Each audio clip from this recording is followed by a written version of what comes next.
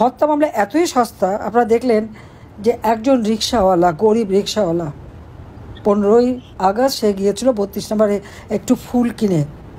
কই গরিব মানুষ, সে তার নিজের কামাই টাকা দিয়ে একটা ফুল কিনে সে গিয়েছে ফুল দিতে, তাকে মেরে তার ফুলটা ছিঁড়ে ফেলে দিয়ে তাকে পুলিশে সোপর্দ করেছে। পুলিশ নিয়ে তাকে হত্যা ষড়যন্ত্রকারী হিসেবে মামলা করে জেলে পুরে দিয়েছিল। কাজে এই হত্যা মামলার যে কি মেরিট সেটা তো এর থেকেই বুঝতে পারেন। জনগণ তো এখান থেকে তাদের বোঝা উচিত যে যাকে ইচ্ছা তাকে, সবার বিরুদ্ধে হত্যা মামলা। চিফ জাস্টিস ছিলেন সাবেক চিফ জাস্টিস খায়রুল হক সাহেব, তাকে হাত করা পড়িয়ে তার বিরুদ্ধে হত্যা মামলা।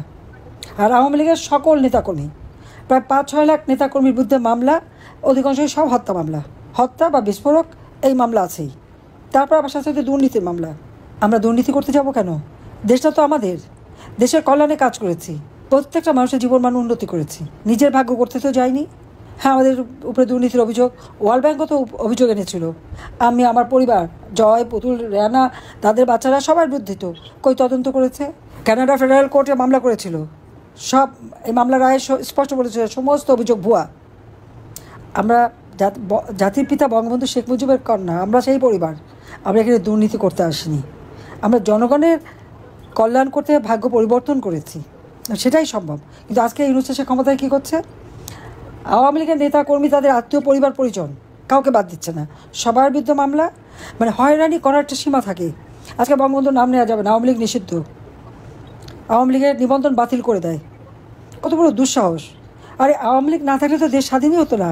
আজকে একদম স্পষ্ট কথা, আওয়ামী লীগের অগণিত নেতাকর্মী, তাদেরকে গ্রেপ্তার শুধু না, যারা মুক্তিযোদ্ধা সিনিয়র নেতারা, তাদের হাতে হাত করা পরিয়ে পরিয়ে নিয়ে যায়। তাদের জেলখানায় ডিভিশনটা দেয় না, যেটা কম্বলের মধ্যে কম্বল বিছিয়ে দেয়, সেখানে থাকতে হয়। তাদের উপরে চরম নির্যাতন চলছে এবং অনেকেই মারা যাচ্ছে। যখন মুমূর্ষু অবস্থা হয় তখন তাদেরকে হাসপাতালে নিয়ে বলে হার্ট ফেল। 30 জন জেল কিলিং হয়ে গেছে ইতিমধ্যেই, এবং এখনও জানি তারা আছে, প্রত্যেকের শারীরিক অবস্থা খুব খারাপ, কিন্তু তাদের ডাক্তার পর্যন্ত দেখাতে দেয় না। বাড়িতে খাবার, একবার এই জেলে, একবার ওই জেলে, একবার ওই জেলে, তাদেরকে সেভাবে ঘুরে বেড়াচ্ছে। আওয়ামী লীগের অপরাধটা কী? আওয়ামী লীগের নেতাকর্মীরা জনগণের জন্য কাজ করেছে, আওয়ামী লীগ এদেশের স্বাধীনতা এনেছে। স্বাধীনতা এনেছে বলেই না আজকে সবাই এত পদ পদবি পাচ্ছে। তার নয়তো পাকিস্তান আমলে থাকলে তো পাকিস্তানিদের হাতে লাথি ঝাঁটাই খেতে হতো তাদের। এটা তারা ভুলে যায় কেন? এই পরাধীনতার নাগপাশ থেকে জাতিপিতা বঙ্গবন্ধু শেখ মুজিবই তো মুক্তি দিয়ে গেছেন। আজকে তার নাম নেওয়া যাবে না। 32 নম্বর ভেঙে দিয়েছে, যে কেউ 32 নম্বরে গেলে প্রশ্ন করে। প্রশ্নটা কে করে? তাদের কি অধিকার আছে? বলে আমি নাকি মানুষ খুন করেছি। আমি কোনো মানুষ খুন করিনি, আমি মানুষ খুন করতে পারি না। এই ছাত্রতা আন্দোলন শুরু করেছিল সেই জুলাই মাস থেকে। জুলাই মাস থেকে 14 জুলাই পর্যন্ত কই একটা ছেলের গায়ে বা মেয়ের গায়ে তো টোকা পড়েনি, তাদের গায়ে তো কেউ হাত দেয়নি। যুদ্ধ অপরাধী তাদেরকে ছেড়ে দেয়, তাদের গলায় ফুলের মালা ওঠে। আর আমার যারা মুক্তিযোদ্ধা তাদের গলায় জুতো মালা দিয়ে অপমান করে। যারা নিজের জীবনের সব কিছু ত্যাগ করে স্বাধীনতা এনে দিল, আজকে তাদেরকে নিয়ে অপমান করা হয়। বিচার তাদের হবে, হত্যার বিচার। আমি কাউকে হত্যা করিনি, করতে পারি না। আমার নিজের বাবা মা ভাইদের যারা হত্যা করেছে তাদের তো আমি সাধারণ আইনে বিচার করেছি, ইনডেমনিটি অর্ডিন্যান্স বাতিল করে দিয়ে তাদের বিচার করেছি, যুদ্ধ অপরাধীদের বিচার করেছি, যারা 30 লক্ষ শহীদ হত্যা করেছে, যারা পাকিস্তান হানাদার বাহিনীর দোষর ছিল, যারা আমার লক্ষ লক্ষ মা বোনদেরকে পাকিস্তানি হানাদার বাহিনীর হাতে তুলে দিয়েছে, দিনের পর দিন তাদের উপর পাশবিক অত্যাচার হয়েছে, তাদের বিচার করেছি। প্রায় 3 কোটি ঘর বাড়ি জ্বালিয়ে পুড়িয়ে দিয়েছে, তাদের বিচার করেছি। বিচার করতেই হবে তো, এটা সারা বিশ্বে হয় এই বিচার। আজকে সেই কোর্টেই আবার আমাদের বিচার। 73 সালে যে আইন হয়েছিল আইসিটির, সেটা আবার তারা এক্সিকিউটিভ পাওয়ার দিয়ে সংশোধন করেছে। সেটা সংশোধন হয় না, সম্পূর্ণ ইললিগাল। আজকে যে আদালত তারা স্থাপন করেছে, সেখানে চেয়ারম্যান থেকে শুরু করে চিফ প্রসিকিউটর, তারা কারা? তারা তো যখন আমরা যুদ্ধাপরাধীদের বিচার করি তাদের ডিফেন্সে ছিল, তাহলে তারা কী করে এখানে চিফ প্রসিকিউটর হতে পারে বা চেয়ারম্যান হতে পারে? সম্পূর্ণ অবৈধভাবে, শুধুমাত্র গায়ের জোর দেখিয়ে, ওই সন্ত্রাসী জঙ্গিদের জোর দেখেই ইউনূস এই অপকর্ম করে যাচ্ছে।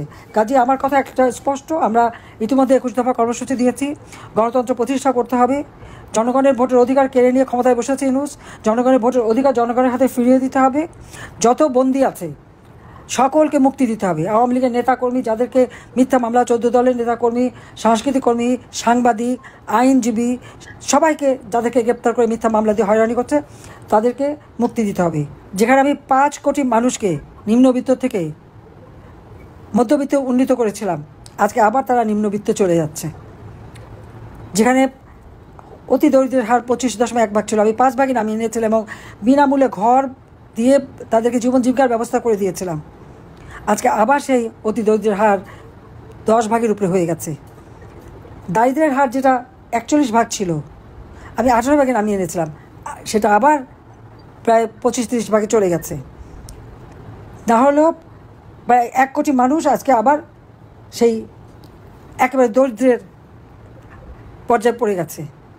4 লক্ষ ছেলে মেয়ে লেখাপড়া করতে পারে না, পরীক্ষা দিতে পারে না, তাদের পড়াশোনার শিক্ষা অঙ্গনে সম্পূর্ণ অরাজকতা। তো এই অবস্থা থেকে দেশকে মুক্ত করার জন্য স্বাধীনতা বিশ্বাসী গণতান্ত্রিক শক্তি সবাইকে ঐক্যবদ্ধ হতে হবে এবং প্রবাসে যারা আছেন আমি বলবো আপনারা স্ব দেশে সেখানকার গণতান্ত্রিক সরকার তাদের কাছে বাংলাদেশের এই চিত্র তুলে ধরে সেখানে তাদের এটা দেখাতে হবে যে আজকে আমরা যে গণতন্ত্র প্রতিষ্ঠা করেছিলাম, গণতন্ত্রের মাধ্যমে আমরা যে অর্থনৈতিক, রাজনৈতিক, অর্থনৈতিক, সামাজিক, সাংস্কৃতিক উন্নতি দেশে করেছিলাম, আজকে সব কিছু ভুলুণ্ঠিত হয়ে গেছে। বাংলাদেশের মানুষ মনে হয় যেন একটা বড় কারাগারে বন্দী। নারীরা ঘর থেকে বেরোতে পারে না, তাদের জীবনে কোনো নিরাপত্তা নাই, কারো জীবনের নিরাপত্তা নাই। এই অবস্থার অবসান ঘটাতেই হবে। তার জন্য সকলকে ঐক্যবদ্ধ হতে হবে, সোচ্চার হতে হবে এবং ইউনুসকে পদত্যাগ করতে হবে। একটা নিরপেক্ষ সরকার করে তার অধীনে নির্বাচন দিতে হবে। যদিও আমি এখনও প্রধানমন্ত্রী, তবুও আমি বলবো জনগণ নির্বাচন চায়, হ্যাঁ নির্বাচন দিতে হবে। একটা কেয়ারটেকার গভর্নমেন্ট আলাদাভাবে তৈরি করি, ইউনুসের অধীনে না। ওই ক্ষমতা দখলকারী, ক্ষমতা চুরি করা এই লোকের কাছে না, ডাকাতি করেছে এই ডাকাতের কাছে না। তো সবাই ভালো থাকেন, সুস্থ থাকেন আর দেশের মানুষের পাশে দাঁড়ান এবং আমাদের প্রবাসীরা যথেষ্ট সহযোগিতা করছে, সবাইকে আমার আন্তরিক ধন্যবাদ জানাচ্ছি। খোদা হাফিজ।